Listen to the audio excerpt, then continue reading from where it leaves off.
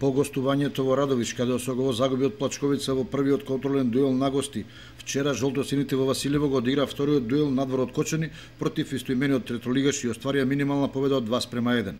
Осогово се одигра квалитетна средба, особено во првото полувреме, кога фудбалерите ги извршија поставените задачи. Се играше дисциплинирано на секој дел од теренот, со убави и комбинаторни акции. Плод на таквата игра беа двата гола постигнати уште во првите 45 минути, кога најпрво Гоцевски, а потоа и Натков од пенал го совладаа домашниот голман. Домакините намалија во вториот дел исто така од пенал и тоа беше се што се однесува до головите на оваа средба.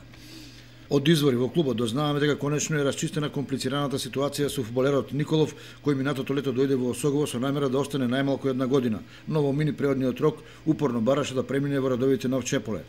Конечната одлука на клубот е да не го пушти, бидејќи е потребен за пролетната полусезона, што значи дека веќе им се стави на располагање на тренерите на Осогово. Инаку на дуелот во Василево, тренерите го испробаа и новото потенцијално засилување фудбалерот од средниот ред на ФК Скопје Зоран Тасевски.